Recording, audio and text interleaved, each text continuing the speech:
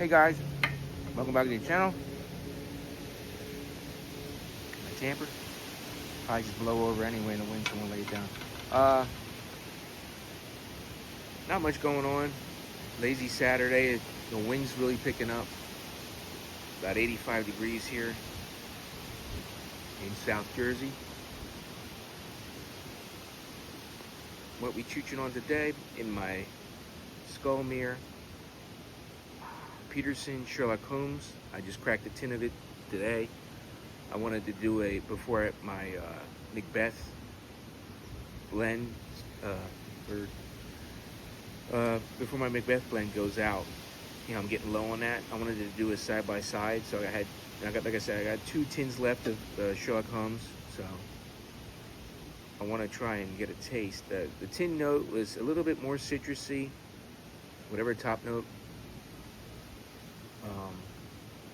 A little more stronger in the Peterson than it was in the Macbeth. The tobacco, but again, this tin is from I want to say 2010, I think. Or no, yeah, no, not 2010, that's too old. 23. It was from 2023, and my other tin is 2024 or something like that, so I've opened up the older one. So it has a little bit more darkness to it. That could be just from the fermentation that has been sitting for 2 years, you know, in the can. So I think, but once I got it in the jar and I start looking at them comparatively, they're both very similar. The cut of the Macbeth is a little bit different, maybe more a little bit chopped than ribbon. This is definitely ribbon. It's just as the way I've always tasted, you know. But I'm gonna smoke this first, let this cool, and then later try the Macbeth again and see. But I mean, the tin note wise, they're very similar. But like I said, there was a little bit more citrusy thing going on with the other tin. But then again, Macbeth has been in a jar for months, so it could be, you know, that effervescence just every time you open the tin, you know, changes or whatever. So we'll see once this has been in the jar for a little bit, and you know, not as compressed as it was in the tin. We'll see what happens. But no, yeah, you know, as you can see, I'm just rambling. There's nothing really going on. Nothing really to talk about. The brew, homebrew front. That's still in the fermenter. It's a week today in the fermenter, so we got another week to wait before I can keg it. Speaking of kegs, I just killed the keg last night. The summer ale is done. I was gonna do a homebrew Wednesday, actually showing how clear it was, and you know, but things happened. I had to cook dinner when I got home from work, and I was just like not in the mood to shoot any video or do any talking, so I was like, yeah, the hell with it. You know, I always say, never make a video either if you're not in the mood or, you know, because it ain't fun. Why do it, right? So like I said, it's just a lazy, hot airplane. Saturday, and a daggone propeller airplane just went by all slow, looking like a Piper Cup, you know, type of thing, almost like, you know, with the front, had the one blade in the front. I guess someone's training or something. I don't know. Funny. Yeah, we live not too far from the airport, so you're always hearing the F-16s going over, because that's where the military base is, Air Force Base as well. They take off from there. I've had Air Force One fly over the house several times, coming like down low too, like almost like 1,000, looks like 1,000 feet above the house. You can read the numbers, see the flag, you know. Because several times I see some planes come down, you know, overhead, like it looks scary close, you know. I'm like, why the hell they get like 1,000 feet above my house, you know? At least that's the way it seems. I mean, if you go sit there and see the windows, you know, and, hey, It seems pretty close to me. So everything's green. Spring has finally sprung. We had some torrential rain. Now listen to this story. Thursday, we had a thunderstorm roll in here, and so in the morning went over to Crack Day, my brother-in-law's place, and I weed whacked some stuff for him before it started downpouring. So then I got wet, and I wanted to have a pipe, but it was like coming down so hard with the thunder and lightning that I couldn't sit on the porch. So here, listen to this. Get this. I got my front door open. I'm chooching this pipe and blowing the smoke out through the screen, right? And I'm standing in an angle where I can see between my house and the neighbor's house.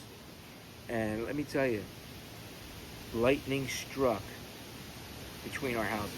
Now, I don't think it hit the ground. I don't know if lightning can like just zap and then hit in the air, because it hit in between our houses. But I have a Japanese maple tree right there, but it looked like it stopped to where the angle of his roof was and my roof, so it's covered porch, so I couldn't see above that. So it like hit like right there. It literally, I just saw the ball of light, the freaking crackle, the ball of light, and like, you know how it is with lightning, as soon as it hits, so then the loud explosion of thunder was like right there, because obviously it was like 1 second. It was right there. It hit there, because like, you know how it is when you hear the thunder, you can't, or you see the flash in the distance, and then you count the seconds in between before you hear the thunder, and that tells you how far away it is. It'll be like, so I forget how it is. So say you hear, you count, 5 seconds. That means it's 5 miles away, or something like that. I forget the math, but this thing was like, boom, and then the thunder. I was like, holy crap! So after I thought, composed myself and didn't think I had crapped my pants, yeah, I was on the porch. I mean, my God, I could have been hit, but it was just insane. And then I checked, it was so much flooding there, but I didn't see any splash from where the rainwater was collecting in the big puddle on the side of the house there. So I thought I would see like, smoke or something if it did hit the ground, but I didn't. Like I said, it was downpouring too. So once it subsided, I went and checked to see if it hit his roof or hit my roof or the tree, but nothing. So it must have just hit the air and exploded. I don't know, man. It was scary. That's the first time, and that's the closest I've ever been to a lightning bolt, which was literally right there.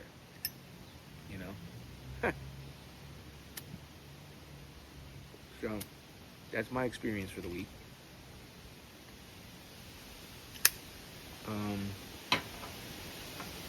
Other than that, work's work, brewing, just waiting for the brew.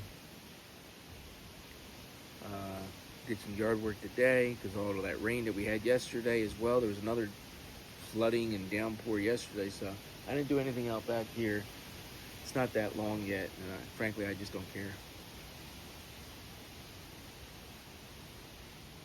So I'm going to do a campfire later with the kids. My daughter is having a sleepover, so they'll be joining us out back here later. Cook some marshmallows and stuff. I don't know. This is bugging me. I don't know if there's a bug bite or I brushed up something earlier. Those little annoyances. It's like, okay, sun's out, guns out, and then all of a sudden I'm like, what the heck is this on my arm? So, I don't know. Something bit me, or I brushed up against something when I was mowing the lawn out front. I don't know. Put some medicine on it, see what happens. It's not fading yet.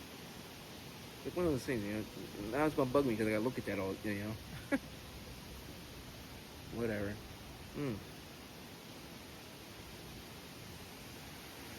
But again, because these are two different companies, but I think like I said, from what I found out in my research with the Sherlock Holmes blend and Macbeth, they're quintessentially the same blend, but they can't call it that. But my research had said that Macbeth was basically Sherlock Holmes blend that, but because it's from another company, Rat Race, who makes it, or I forget who Rat Race, if it's Rat Race themselves that packages it, or if they outsource to somebody else. But wherever they get their tobacco, obviously, is not the same where ST&G gets their tobacco, right? For making Peterson's line. So that's in a sense why they taste slightly different.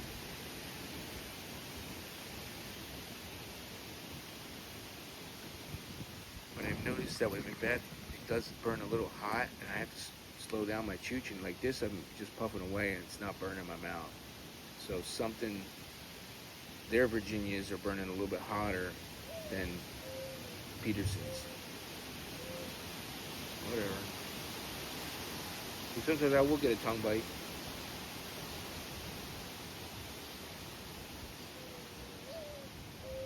But even with this one, I sometimes get a tongue bite. And it also depends on the pipe. That is a factor as well.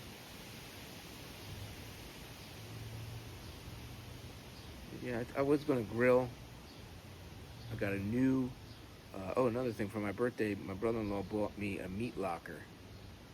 So a nice meat, whatever, a freezer, deep freezer. So I put that in the garage next to the other fridge. I could use, and it's got an awesome setting for refrigerator, because I remember like Craig Tube and a lot of you home brewers that you convert those freezers to put your kegs into. This thing, you don't have to do any fancy rewiring or anything to make it into a refrigerator. It's got a refrigerator button right on it. So you change the cycle to, you have refrigerator mode, and then you got freeze, and then deep freeze. So, yeah, it's sweet. If ever I wanted to just put my keg in there, I could do it. But I got the fridge, so it's in the fridge, so that's fine. So, other than that, and he also bought me a nice $100 piece of beef, and I just sliced that thing up and put it in freezer bags. So I got steak for a while. Really nice marbleized beef. So he got it at, I think, Sam's Club. If you don't know what Sam's Club is, it's like a Walmart and Sam's are the same, except this is like a big wholesale place, Bulk, you gotta buy bulk. So, all right, guys, I'll let you go, and see you on the next one. So till we do it again, my friends, remember what me and Hugo always say: let's set sail.